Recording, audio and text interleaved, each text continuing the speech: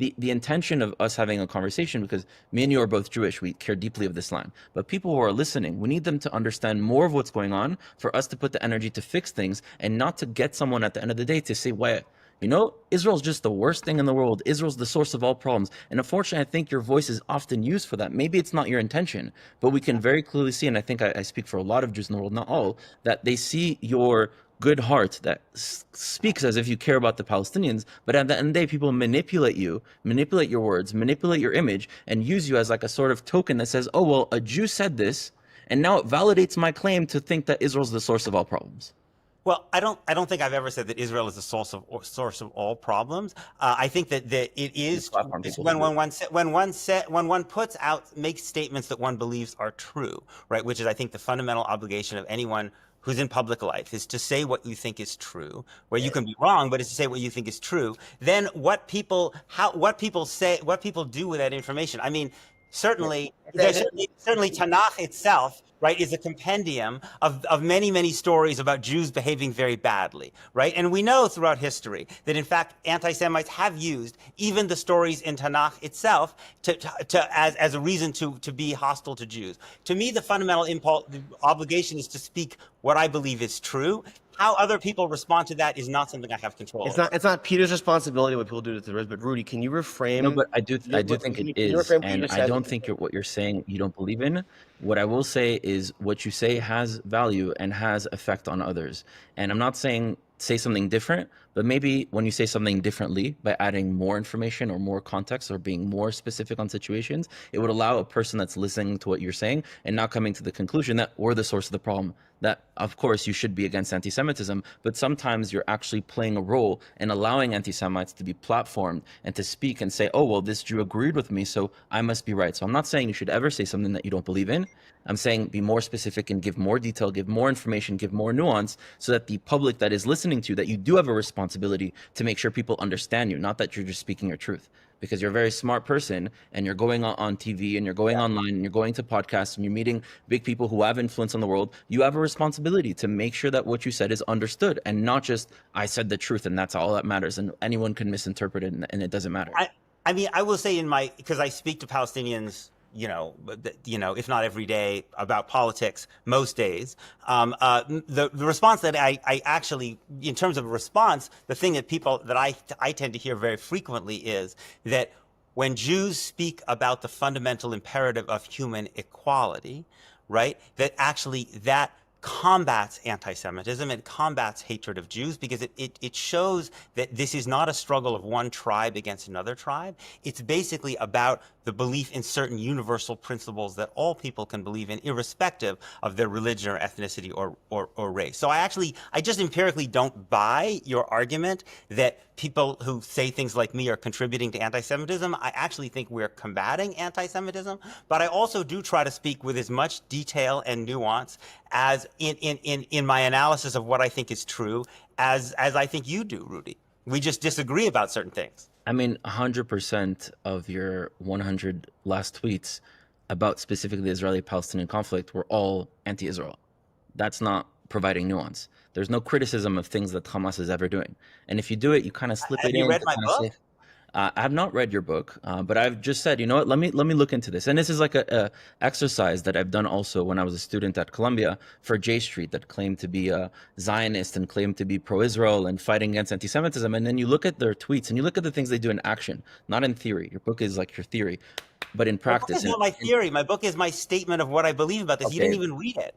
Well, I don't need to read. Have you read all the articles I've written? No, but you decided to, you're judging. I was like, you know what, let me look into your recent actions. Let me look into your recent actions. And okay, so you've tweeted about other things as well. You'll see that my book, all the last tweets that you made about the Israeli-Palestinian conflict, you take 100% of those tweets and they're all against Israel. Yeah, and I think that's a distorted way of, if you read my book, it's just factual. The book spends a lot of time talking about the war crimes that Hamas committed on October 7th, Hamas's targeting of civilians going back in the Second Intifada in the 1990s. This is something I've written a lot about. It happens at this particular moment in time, right? I don't know how many days those tweets were over. It happens over this particular moment in time that there are tremendous war crimes, I believe, being committed by Israel in Gaza with my money. As Okay, a it's not U.S. just this time. taxpayer, the U.S., let me finish. The U.S. is not funding Hamas. My government is funding the Israeli military that is committing,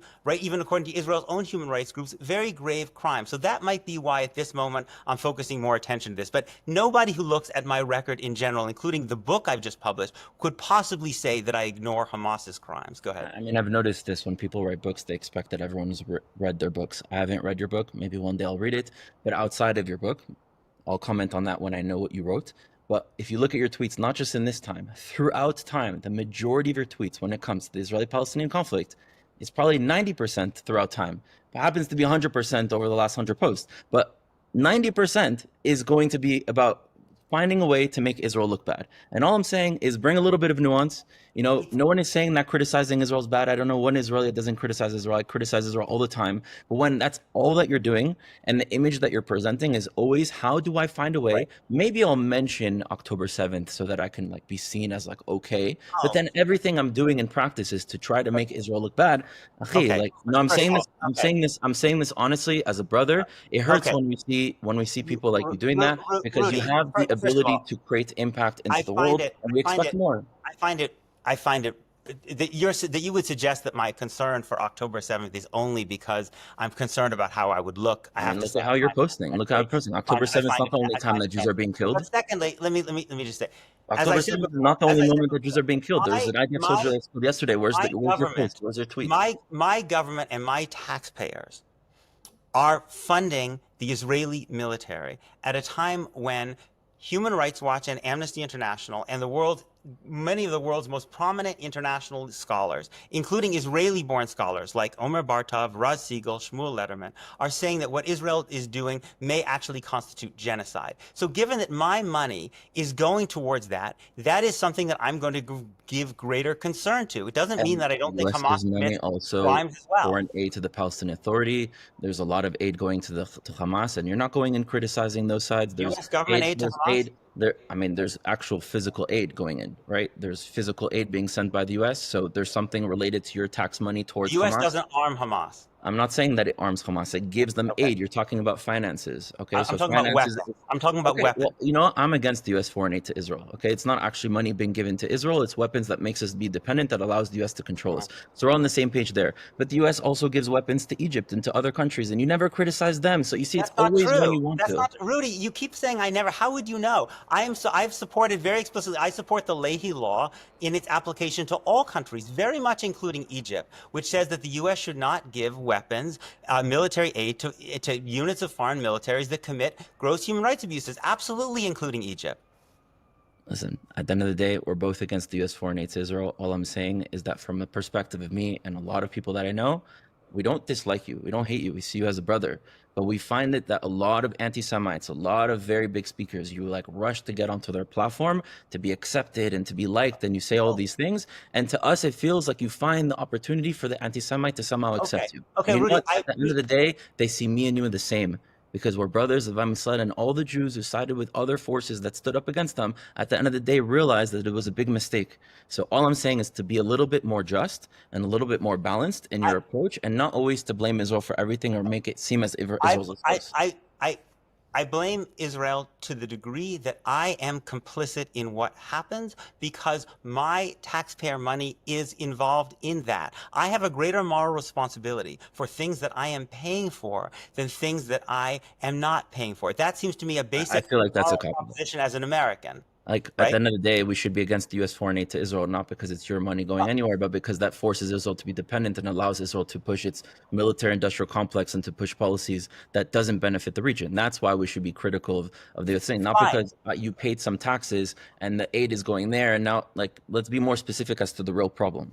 No, okay. I mean, I think the problem is that I don't want my taxpayer money to be used to commit human rights abuses anywhere in the world, including in Israel and Palestine, right? So that's my view. I'm sorry if your friends have a particular view of me. I don't know.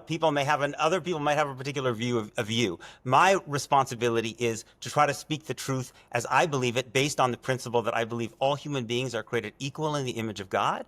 And the corollary for that, for me, is that states should treat human beings equally under the law, irrespective of whether they're Jewish, Palestinian, Christian, Muslim, whatever. And I think you That's the should be principle by equal which with I your. operate. I think you should be equal with your critiques as well, not just Yeah, towards Israel. yes, and you keep making this point, and I keep making the point that I have a greater moral responsibility for things that are done with my money than things that are not that are done with other people's money. Yeah. Jake, why not mention what Rudy? I think what you're saying is you would like to see Peter tweet out more things about how the U.S. is funding aid into Gaza.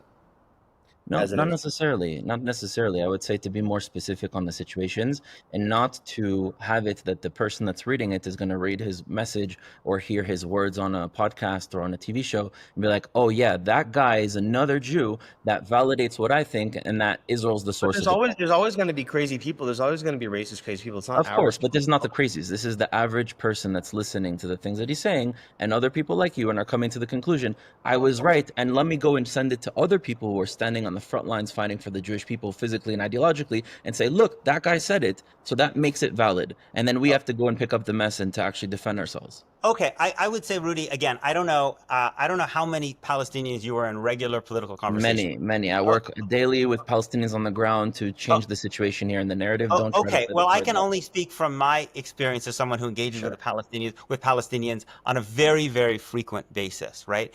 And many Palestinians I know very, very, very well. It is not my experience that the critique of Israel from a perspective of equality and human rights promotes hatred of Jews. Far from it. I actually think it promotes human solidarity between Palestinians and Jews that keeps us safe as well as them.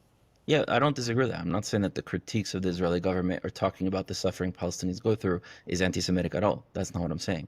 What I'm saying is that when you analyze a situation, whether it's a specific micro situation or a macro situation, and the way you speak about this makes the onus all on Israel, the responsibility on Israel, and the source of the problem and their apartheid, genocide, ethnic cleansing, colonization, settlements, all these buzzwords to play on the emotions of other populations who've actually been through genocides, apartheids, colonizations, and settlements, and gets them to the conclusion that Israel's doing the same thing as the other countries that have done, and I'm going to say that as a Jew, and then people use your voice to then go and tell other Jews, well, you see, a Jew said it, so it's legitimate. So I guess when B'Tselem said that Israel was practicing apartheid, and when Yasin said that Israel was practicing apartheid, everyone in Israel knows B'Tselem is like paid by foreign countries that are pushing false information. Everyone in Israel, Rudy?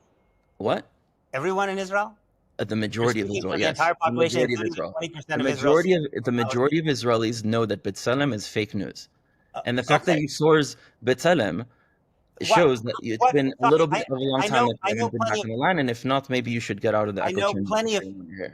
I don't know why you think that you have more authority to speak than B'Tselem, which has actually people working on the ground gathering information. The majority of the Jewish people say that B'Tselem is fake news, and constantly they're reporting false information. Same thing as Shovrim Shtika, and same thing as all these organizations. It's like a type of a Jew, you know? It's like a woman that goes through an abuse. There are three ways in which a woman can respond. She can fight back. She can pretend it's not that big of a deal, or she could side with her oppressor. And so you have Jews who stand up to anti-Semitism, you have Jews who pretend it's not a real thing, and you have Jews who find a way from really bad to not so bad to side with their oppressors and to make excuses for these things. I think these are really unfortunate slanders against people. Many of whom but my question is, let's instead of attacking people ad hominem like you're doing, Rudy, I did not make any ad hominem attacks. What do you think that Palestinians and Israeli Jews are treated equally in the West Bank? I don't think a Jew has a right to have any equality in Area A, and I think Palestinians don't have any equality in Area C, and there's major problems in Area B. So if we're going to talk about the injustice, there's an injustice throughout the board and in many different ways, and it's not a competition. I believe in a reality from the river to the sea, which would probably also eventually include Jordan, where every single Israeli and Palestinian has full equal rights. That's what I believe. They have those now. No, I don't have a right to go into Area A. Palestinian doesn't have a right to go into Area C. Do all Israeli Jews in the West Bank have the right to vote to have citizenship in Israel? In Israel, yes. They don't have a right to have any representation in the Palestinian Authority-controlled areas. Do any Palestinian citizens in under Israeli control in the West Bank have the right to have citizenship in the country in which they live? Palestinian citizens that don't live in the country of Israel, they do not. Just like I don't have a right to have rights over there. You see where there's a difference?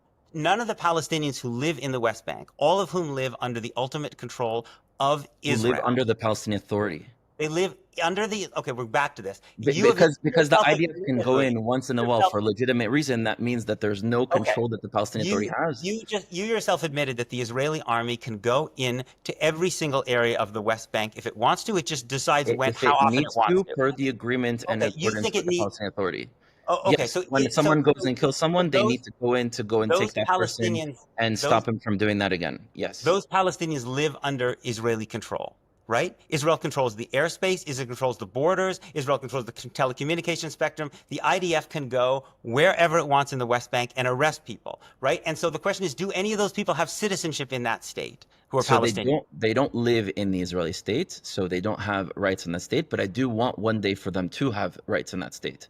But Go ahead. the Israeli Arabs, who are also Palestinian, the same members, do have equal rights. The reason why the Palestinians who are living under the Palestinian Authority or under Hamas don't have equal rights within Israel is because they're not under Israel. They're not Israeli civilians.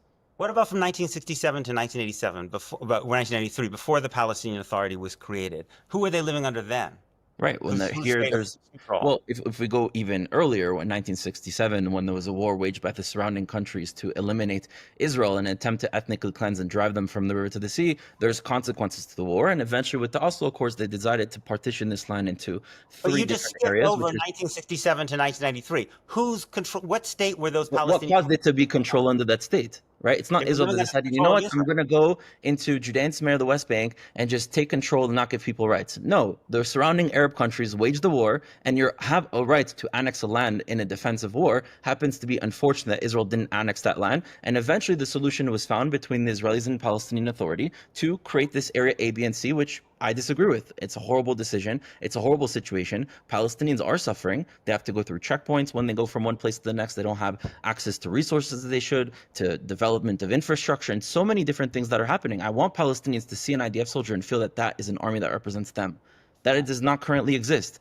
But when you're looking at information and you're saying because the IDF can sometimes, very rarely, go in for a specific legitimate reason to take out someone, that means that that person de facto is now under the Israeli state and they don't have equal rights into the Israeli state. But you never, ever, ever criticize the fact that I don't have a right to go to Hebron and to Shechem and to Bethlehem and to these places that are part of my ancestral land. So all I'm saying is to be equal. I believe, if you're going to criticize the movement for Palestinians, criticize the movement for Jews. Because I believe that Israeli Jews and Palestinians should be treated equally.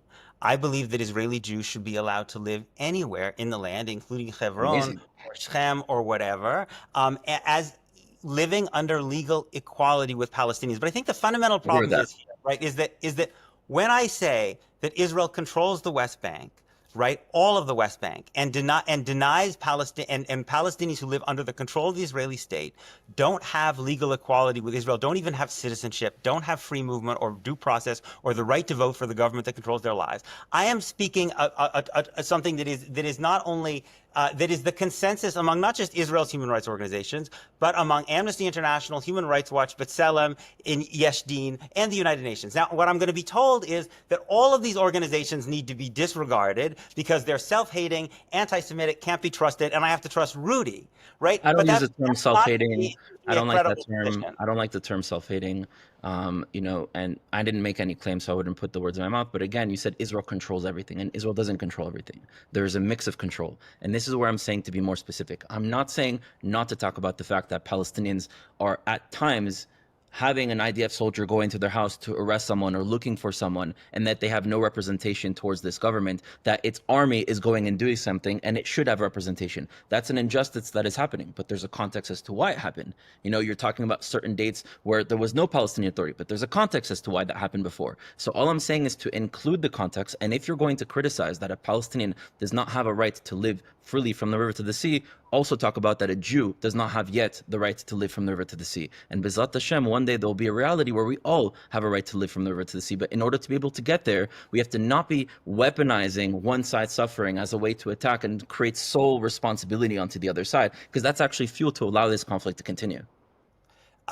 It's not weaponizing people's suffering to speak about fundamental conditions of oppression and say that one believes that that Palestinians and Jews should be treated equally. It's not weaponizing Palestinian suffering acknowledge that Israel is the power as a state that has massively more power than its subcontractor, the Palestinian Authority in the West Bank, Is it which more or is doesn't it have an all? army and doesn't have a state. That's not weaponizing Palestinian suffering. Is it more or is it all? Because at first you said Israel controls everything, and now you said it has more power. Israel has ultimate authority, and it subcontracts part of that authority Does the to Palestinian the Authority have? Palestinian Authority. Does the Palestinian Authority also have authority? Also have power? It has no ultimate authority. No, Does all it of its have authority, power? The day-to-day all of life for its authority Palestinians is in granted Palestinian to Authority. it. All of its authority is granted to it by Israel. If Israel wanted to arrest every member of the Palestinian Authority tomorrow and shut down the Palestinian Authority and go back to the situation between 1967 and 1993, it could do that. I mean, a lot of countries can do a lot of things to eliminate or change situations. That doesn't change the fact that the Palestinian Authority has authority over Area A and municipality authority over Area B. Now, the fact that they have that control, if Israel had control there, I'd be able to go there. I'd be able to move there. I don't. So they have control. That's Israel's decision. But they do have control at the end of the day, and with that control, they create injustices as well. Israel has decided that it doesn't want Israel. You see how it always goes back to Israel. It always goes back to Israel. Israel has the ability to change, but does not have the responsibility to be blamed. That's the difference. I do think Israel has the power, thus the responsibility to change the status quo, and we should be more critical for it to use that power to change the reality and to develop something that is equal and just, that me and you would probably both agree with. But to always take the situation, and because Israel has the ability, then blame it for all the consequences of the things that were done for us. This is where you go and you create a double standard. This is where you go and you don't include the nuance that describes our suffering. I've never denied that Israeli Jews suffer, and I've made it clear that I don't believe in a situation in which Israeli Jews should be barred from living anywhere equally between the Mediterranean and Jordan. I think the fundamental difference is you seem to think that the Palestinian Authority has some independent sovereignty over some territory in the West Bank. I just don't know a single human rights organization that would agree with that, or frankly, any independent legal expert who would agree with that. You don't know a single one of the anti-Israel organizations that you quoted earlier that would agree with it. No, come on. You were going to say that United Nations is a bunch of good humans. It's those countries putting their people into power to push their global politics. You know, there's not a group of people. And Amnesty International, like it's like when you talk about criticizing October 7th, and then you quote Amnesty International. Like, where's the dissonance? These organizations that are obsessed with holding a double standards against the Jewish people and to make us look bad in every situation that they can, to manipulate information. And then you're going to say, and you want me to take you seriously when you criticize October 7th, which, by the way, I was there. I fought on October 7th in Kfar Aza. I had many friends die next to me. So when a Jew talks about October 7th, of course, it's valid. You're a Jew. You're a brother of mine. But when you're going to go and source things that are very clearly by the Jewish people seen as these are people who are manipulating... The Jewish people, Rudy? Are you speaking on behalf of the majority of the Jewish people? The majority of Israelis see B'Tselem and Shovrim Shtika and all these organizations as traitors. They see Amnesty International and the United Nations as organizations who have an objective to sell something to the world that is obsessed with Israel and the Jewish people. That may be what a majority of Israeli Jews believe, right? It doesn't mean that it's true. In fact, it's funny, what I notice is that when Amnesty International does report, or Human Rights Watch does reports about Chinese abuses in Xinjiang, or Russian abuses in Ukraine, or abuses in Myanmar or Zimbabwe, all of a sudden, actually, people treat them as pretty credible. It just turns out that when they happen to do, and when they do reports about Palestinian human rights... How many reports do they do against those countries compared to they do against Israel? Many. They work globally and do many reports about places all over the world. You know what the Chinese and Russian government think about Human Rights Watch and Amnesty International? The Indian government, they've often expelled these groups because they hate them, because they say exactly the same thing. I'm not disagreeing with you. Sorry, let me finish. They say exactly the same thing. They say exactly the same thing because they don't like the human rights criticism that you are saying about this group. No, I like to criticize where there are human rights, but when there's double standards, that's very clear with these organizations. How many resolutions against countries that have far more death counts? And you're talking about the UN. The UN, or how many reports does Amnesty International do compared other countries to Israel? There's an obsession against the Jewish people in Israel. There's an obsession. It's been throughout time, and you know this. You know you have a bunch of and Tanakh in the back of your room, and you should know Jewish history of how the world is always finding a way to see the Jewish people as a source of the problem, and you're playing into that. No, I disagree with you, Rudy. Actually, I disagree with you. If you look at the United Nations, right, it is true that there's a very disproportionate number of resolutions against Israel. So why are you going to source them as legitimate? No. You got to I'm going to try not to interrupt you. I forgive me, I have, but let's just try not to interrupt each other. And I won't go on forever either, I promise. The United Nations General Assembly disproportionately focuses on Israel. I agree with you. It has zero power. The power at the UN resides in the Security Council. In the Security Council, there is a double standard. The double standard is in Israel's favor because while the UN imposes sanctions and gives the right of military action in many, many, many other countries, the United States, and sometimes along with Britain and even France, vetoes any resolutions that would criticize and lead to any enforcement action against Israel. So there's a double standard against Israel at the UN in Israel's favor because the body at the UN that has the power at the UN prevents Israel from suffering any condemnation. Okay.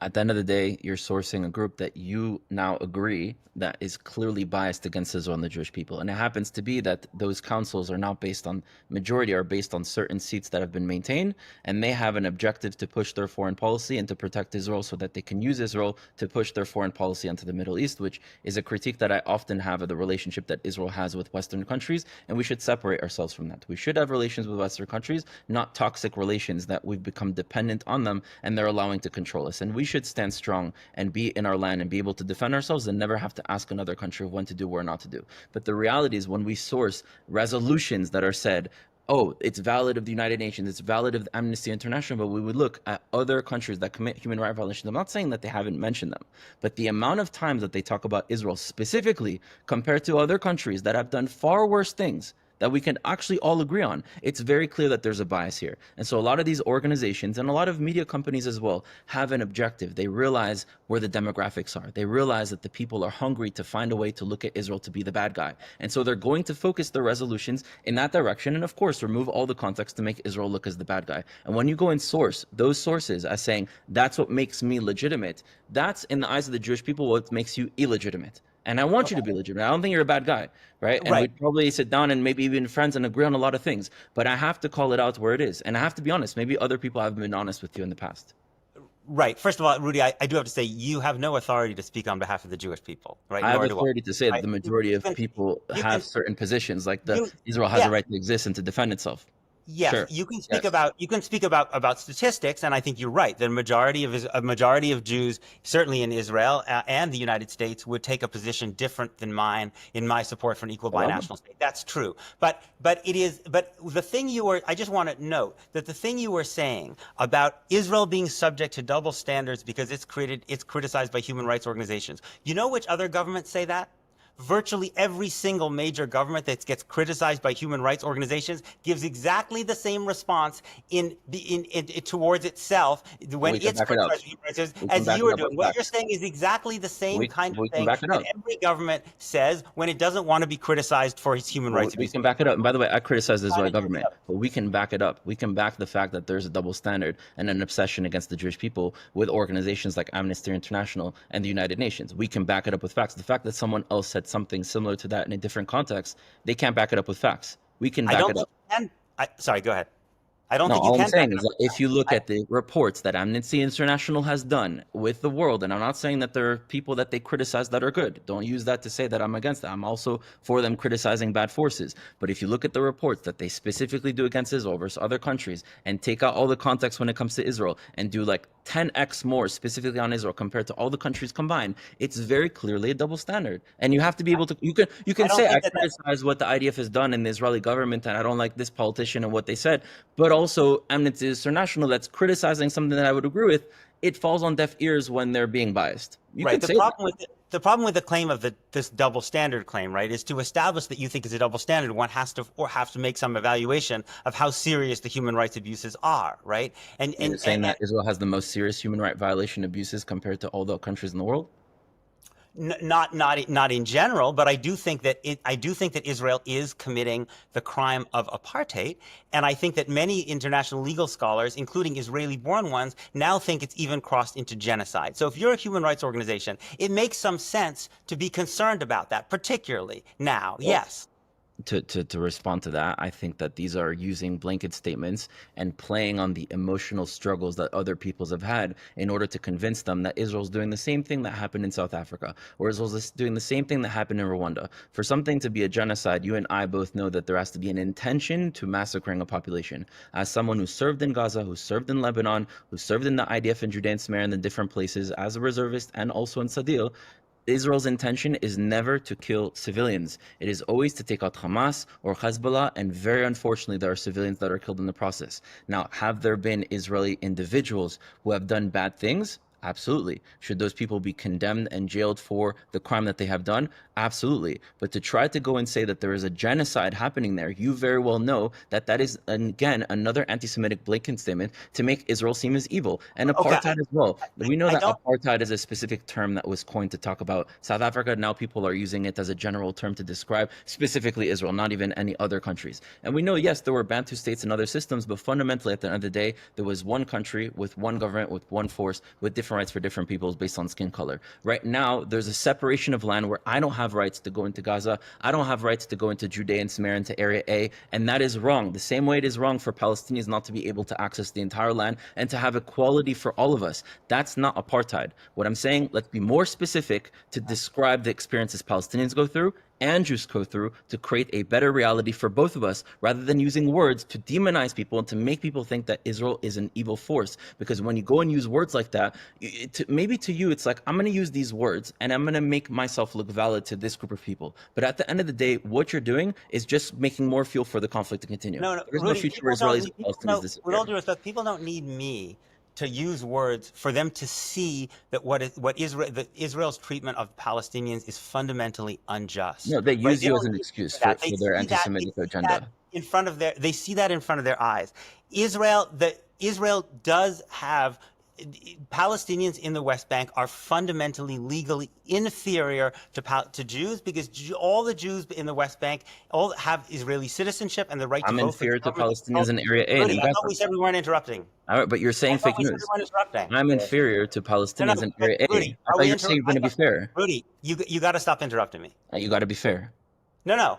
You can say I'm wrong after I finish speaking, and then you can tell me why I'm not fair. I just asked that you be fair. Okay, you can explain why I'm not fair. There are two different legal systems in the West Bank, one for Israeli Jews and one for Palestinians, right? That is a system of systematized legal oppression. In terms of the question of whether Israel targets civilians in the West Bank, Israel denied earlier this year all humanitarian aid into the West Bank, into Gaza, for everybody, not just denying aid to people, members of Hamas, to everybody, right? Israel's stated government policy is the expulsion of all Palestinians from Gaza in accordance with the Trump plan. This is very obviously targeting of civilians, the entire population. Okay, so to respond to your points, when it comes to Judea and Samaria, the West Bank, I don't have rights in a certain land, in specifically Area A, and Palestinians don't have rights into the rest of what is considered Israel. That is wrong, but it's equally wrong. You can't just talk about the fact that Palestinians don't have rights into the rest of Israel and not mention that I don't have a rights over there. There is an injustice that is happening, and it's not a competition, but it's happening on both sides, and it's a wrong system that exists, but let's be more specific in order to correct it and not just prioritize talking about one and making seem the other as evil.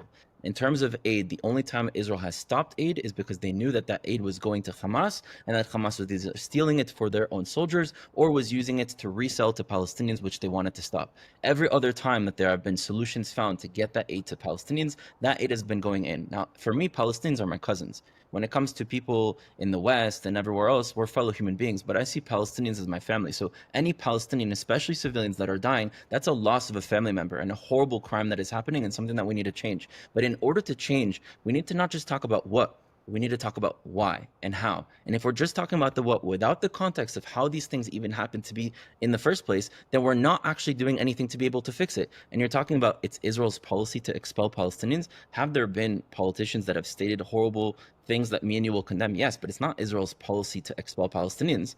No, that's not Israel's policy. Benjamin Netanyahu did not endorse the Trump plan?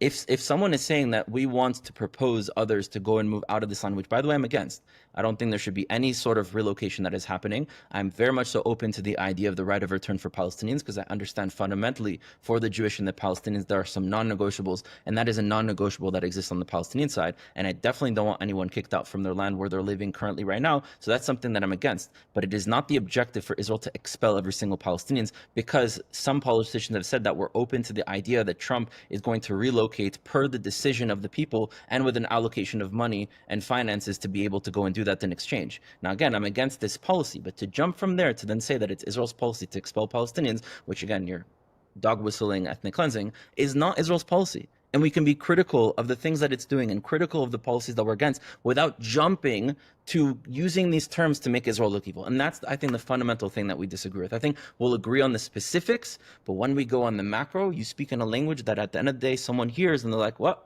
you see, another Jew that affirms my belief that Israel is the source of all problems. Yeah, I don't think I'm going to just make, because it's been an hour, I'm going to make a last comment, and then I'm happy to give Rudy the last word, and I'm going to bring this to a close. But I believe that, first of all, let me just say one thing about the apartheid claim in the West Bank and one about the Trump plan. I think the fundamental thing that Rudy that's misleading about what Rudy says is when he says, I can't go into areas A of the West Bank and the Palestinians can't go in these areas, is that this entire system was created by Israel as the only sovereign. So it's a little bit like saying a white South African is equally discriminated against as a black South African because white South Africans were not allowed into the homelands that were created by the South African government in the 1980s, whereas black people were not allowed out of those homelands. The South African government created that system, right? The Israeli government has created this system, and that's what I think is misleading about what Rudy's saying.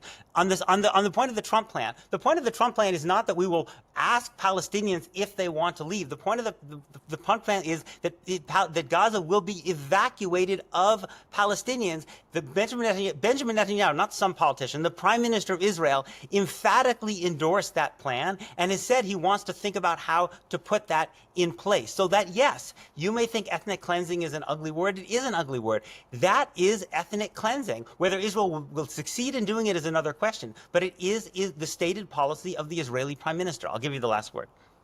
Sure, and I do appreciate your time. And for those who are watching, I think that these are important conversations we need to be able to have with respect. Although, you know, we're debating, we're speaking, we do respect each other. And I think that other people should continuously engage each other, especially if it's different opinions. I will say that, again, you used an example like South Africa to try to, again, position Israel as the evil white guy. And then this reality that exists is created by the Israelis and the Palestinians in the Oslo Accords. It's a reality that we don't agree with, that we're against, but it wasn't created by one. And even if we can say Israel had more power, so because of that, you're still not talking about the injustice that I can't live in the land. And that's my point. When you're talking about an injustice, talk about the whole injustice. And I also do that as well. In all of my posts where I'm talking about Jews having the right to live in Judea and Samaria, I include that Palestinians are also a part of this land and that we should not forget their rights as well. So all I'm saying is if you're going to go and hyper criticize one, let's be a little bit just at least to your very own people. And in the end, when it comes to the Trump plan and, you know, the post that he made with like future Gaza with Trump Riviera and gold idols and all this sort of nonsense, we're both against that reality. There is no future where Israelis or Palestinians will be disconnected from the land because even the Palestinians, the vast majority of them, descend from Jews that were converted to Christianity and Islam, mixed with other Arabs who've poured in and have created this new post-colonial identity that has developed after the colonization of Judea by the Romans. And we both exist here. We both have a connection to this land, and that is eternal. So at some point, we have to come together and to figure out what are the non-negotiables on both sides, which there are clear non-negotiables on the Israeli side and clear on the Palestinian, and they're different and they do not compete, and to try to work that together. And I think the energy that we have as we go and do this work in the world and speak our message and to try to change minds, we should be using our energy to try to get us to that future reality where we live together with justice and not just use justice as a tool to go and say, oh, I can speak against the Jewish people in Israel and have a lot of people agree with me and like me, even though it's not really doing anything to change. In my opinion, that's my critique, but I do appreciate you giving us the time to be able to engage. So do I. Thank you both. This was awesome. You guys are awesome. All right. Absolutely. It was my pleasure. Nice to talk to both of you. Likewise. Be well.